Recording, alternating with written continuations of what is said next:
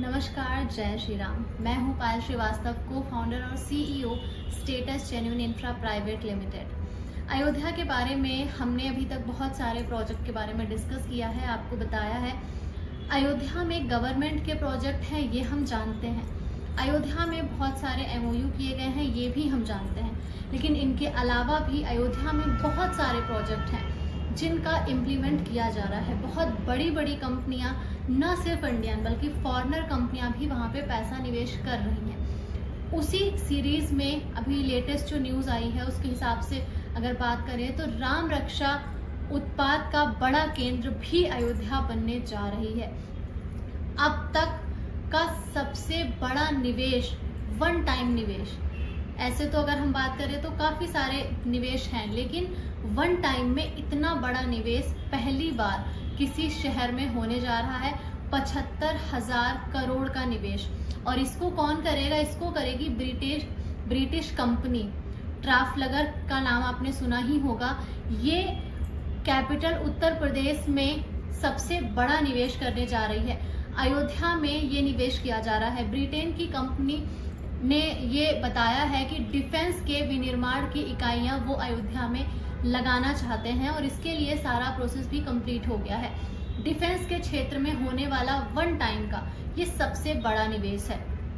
वैसे अगर आप सोचें कि और भी शहर हैं जहाँ पे इससे भी बड़े बड़े निवेश किए गए हैं, लेकिन अभी तक कोई भी ऐसा शहर, कोई भी ऐसा प्रदेश नहीं है जहाँ पे एक बार में इतना बड़ा निवेश किया गया हो। इसके लिए उन्होंने 5 करार भी किए हैं सरकार के साथ में, जिसमें वो कुल निवेश 75,000 करोड़ रुपए का वन टाइम में करेंगे।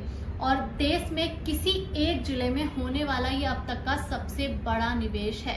प्रदेश के प्रत्यक्ष विदेशी निवेशी HDI नीति में टोटल 8 मल्टीनेशनल कंपनियों ने भी दिलचस्पी दिखाई है और ये निवेश अयोध्या में होने जा रहा है। इसका सारा प्रोसेस कंप्लीट हो चुका है।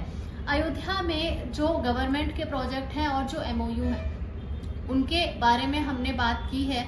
उसके अलावा बहुत सारे ऐसे प्रोजेक्ट हैं जिन पे अयोध्या में निवेश किया जा रहा है। उन्हीं में से एक ये भी है। मैंने आपके साथ ये सारी चीजें शेयर करने के बारे में पिछले वीडियो में कहा था और इसीलिए मैं एक एक करके इनको वीडियो के माध्यम से आपके साथ शेयर करूंगी। अयोध्या में निवेश करने का जो एक इस समय पे माहौल चल रहा है, हर व्यक्ति, चाहे वो भारत का हो चाहे वो किसी अन्य देश में रहता हो, सभी चाहते हैं कि वो अयोध्या में कुछ ना कुछ प्रॉपर्टी जरूर खरीदें। लेकिन इसमें कई बार बहुत सारी चीजें हैं जो हम सोचते हैं कि हम निवेश कर रहे हैं वो सुरक्षित है कि नहीं, या फिर उसमें हमें कितना बेनिफिट मिलने वाला है।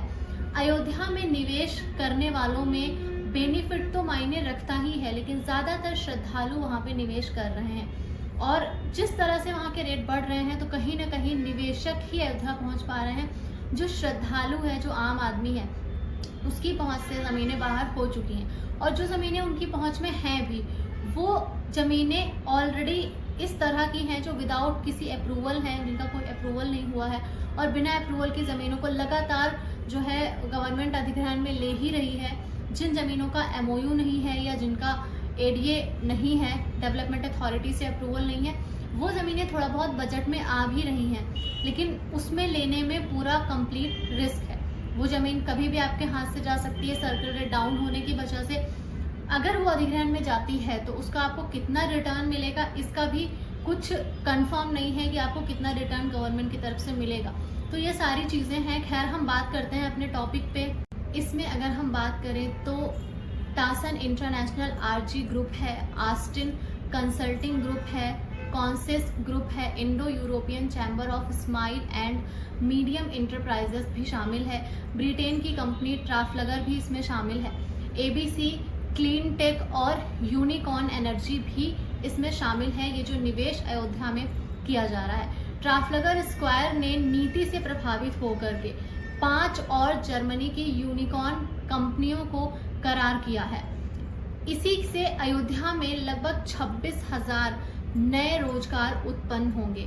इस निवेश के बाद ट्राफलगर स्क्वायर के अयोध्या में निवेश से कम 26,000 और मैक्सिमम कितने रोजगार होंगे उसके बारे में कोई आकलन नहीं किया जा सकता है। ये इस निवेश के बाद अयोध्या में होगा। साथ ही डिफेंस क्षेत्र में ये निवेश प्रदेश के डिफेंस कॉरिडोर नोड के बाहर भी किया जा रहा है। अयोध्या के बारे में हमने जितना भी इमेजिन किया था, चीजें उससे बहुत ज्यादा बेहतर हैं और लगातार उनमें सुधार भी किया जा रहा है। इसके बाद भी अगर आपके मन में संशय है कि अयोध्या में निवेश क्यों करना चाहिए, तो आपके संशय का कोई उपचार नहीं है और आप अयोध्या में प्लॉट खरीद भी नहीं पाएंगे। आपको रियल एस्टेट में ही क्यों निवेश करना चाहिए, मैं आपको बहुत ज़्यादा इम्पॉर्टेंट बात अब बताने जा रही हूँ कि आपको रियल एस्टेट में ही निवेश क्यों करना चाहिए। रियल एस्टेट में निवेश करना अगले 1 दशक में आपके लिए कितना लाभकारी हो सकता है या कितना नुकसान देने वाला हो सकता है। साथ ही आपको किस शहर में निवेश करना चाहिए, ये पूरी कंप्लीट डिटेल आंकड़ों के साथ मैंने अपने एक वीडियो में दी है।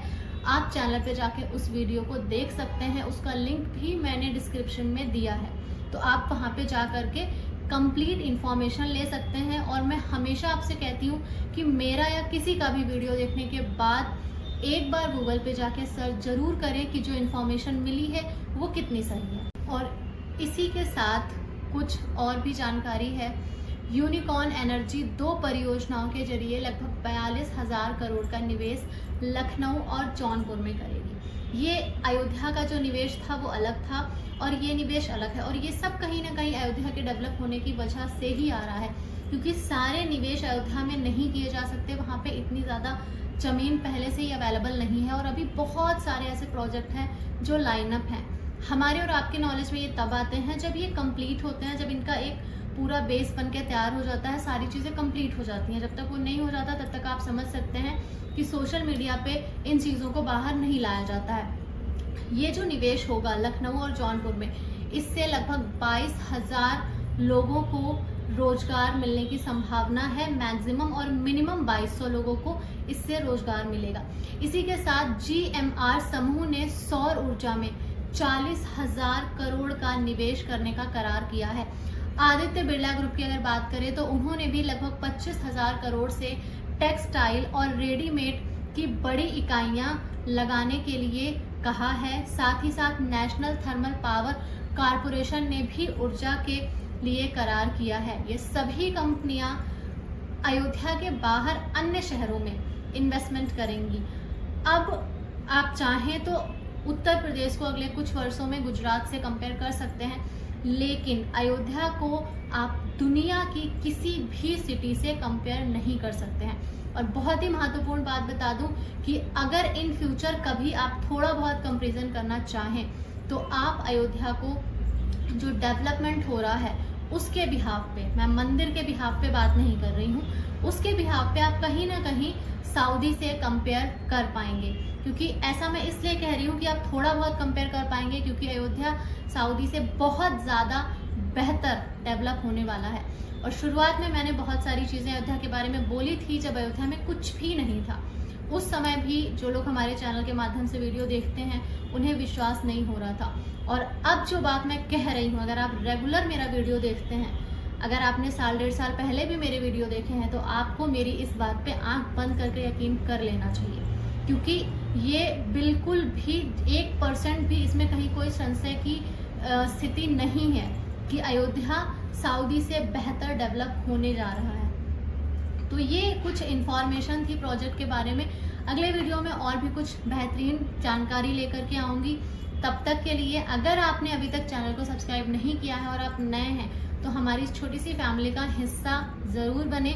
चैनल को सब्सक्राइब करें। वीडियो पसंद आए तो कमेंट बॉक्स में आपको क्या अच्छा लगा वो ज़रूर शेयर करें।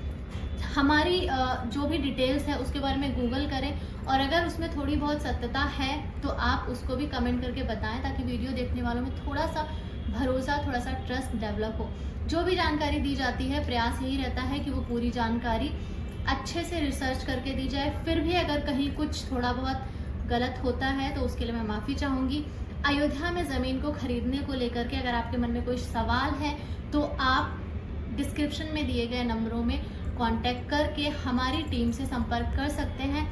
वो निःशुल्क आपकी सहायता करेंगे, जो भी वो कर सकते हैं, क्योंकि उन्होंने भी अयोध्या पे एक कंप्लीट रिसर्च किया हुआ है, तो ज़्यादातर जानकारी उनके पास रहती है।